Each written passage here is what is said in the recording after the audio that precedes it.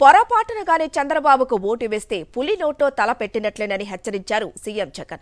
మంచి చేసే విషయంలో తనతో ఎవరూ పోటీ పడలేరని, దేశంలో ఎక్కడా లేని సంక్షేమం ఆంధ్రప్రదేశ్లో అమలవుతోందని ఆయన వివరించారు.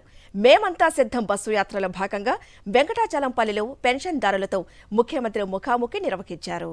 మీ బిడ్డ ఏదైనా చెప్పాడు అనంటే అది ఖచ్చితంగా చేసి చూపిస్తాడు. మీ బిడ్డ చెప్పాడంటే చేస్తాడంతే.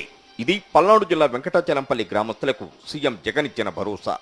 అవ్వాతాతలు కొన్ని విషయాలు ఆలోచించాలని కోరుతూ వెంకటాచలంపల్లి గ్రామస్తులతో ప్రసంగం మొదలుపెట్టిన సీఎం జగన్ దేశ చరిత్రలో ఎక్కడా లేని విధంగా వాలంటీర్ వ్యవస్థను తీసుకొచ్చామన్నారు. 66 లక్షల మందికి పెన్షన్ ఇస్తున్న ఏకైక రాష్ట్రం కూడా ఆంధ్రప్రదేశ్ అని అన్నారు.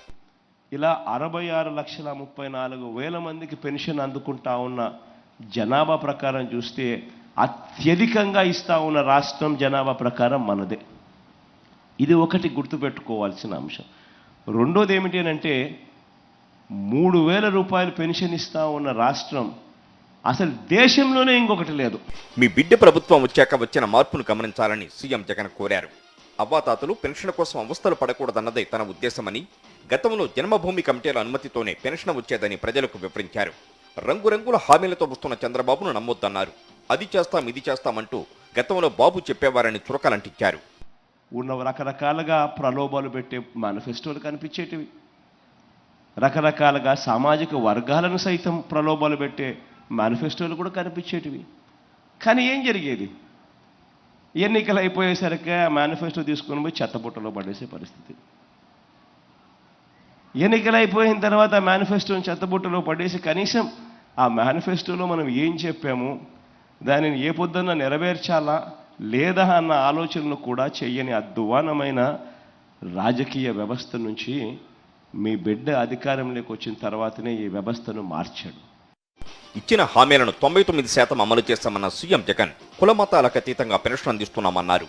అవ్వాతాతల గురించి పట్టించుకోవాలంటే మనసులో ప్రేమ ఉండాలన్నారు. ఒక మేనిఫెస్టో అంటూ ఎన్నికలప్పుడు ఒక ప్రణాళిక ఇస్తే దానిని ఒక భగవద్గీత గాను, ఒక ఖురాన్ గాను, ఒక బైబిల్ గాను భావిస్తూ ఆ మేనిఫెస్టోలో చెప్పిన ప్రతి హామీని ఏకంగా 99% అమలు చేసి ఈరోజు మీ బిడ్డ మీ దగ్గరకు వచ్చి 99% అమలు చేసిన తర్వాత మీ బిడ్డ మీ దగ్గరికి వచ్చి ఈరోజు ఇలా నిలబడి మీ ముందర గర్వంగా కూడా చెప్తా ఉన్నాడు.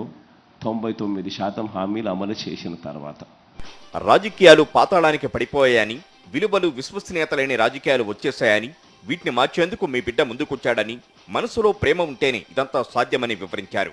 మనసులో ఉండాలి ప్రేమ. ప్రేమ మనసులో ఉంటేనే అది చేతల్లో బయటకు వస్తుంది. అప్పుడే అవ్వాతాతల ముఖంలో చిరునవ్వును చూడాలని తాపత్రయం ఉంటేనే ఆ ప్రేమ అనేది బయటకు వస్తుంది. మోసం చేసే వారిని నమ్మొద్దని కోరుతున్నానని, అందరినీ మోసం చేసేందుకు మరోసారి అలవికాని హామీలు ఇస్తున్నాడని, చంద్రబాబుకు ఓటు వేస్తే పులినోట్లో తలపెట్టినట్టేనని హెచ్చరించారు ఆయన. జగన్ పూర్తిగా వ్యవస్థను పూర్తిగా ఎటువంటి కరప్షను లేకుండా, ఎటువంటి వివక్ష లేకుండా 70,000 కోట్ల రూపాయలు ఖర్చు చేసే పరిస్థితి జగన్కే చాలా కష్టంగా ఉంటే, ఆయన సునాయాసంగా నోట్లో నుంచి చెప్పేటి అబద్ధాలే కదా అని 1,40,000 కోట్ల రూపాయల గురించి చెప్తా ఉన్నాడు అని అంటే ఇక దాని అర్థం ఏమిటి? అందరినీ మోసం చేసేదానికే కదా.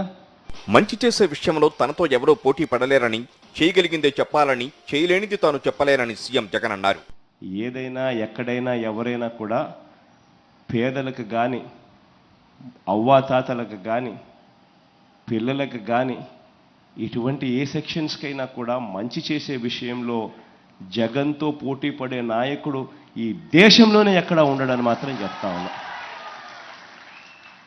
వెసులుబాటును బట్టి అవకాశం ఉంటే మాత్రం ఎక్కడా కూడా మీ బిడ్డ తగ్గడు.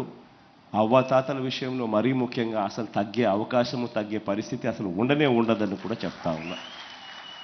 అర్హులైన ప్రతి ఒక్కరికి సంక్షేమ ఫలాలు అందించడమే తమ ప్రభుత్వ లక్ష్యమని లబ్ధిదారులకు సీఎం జగన్ వివరించారు.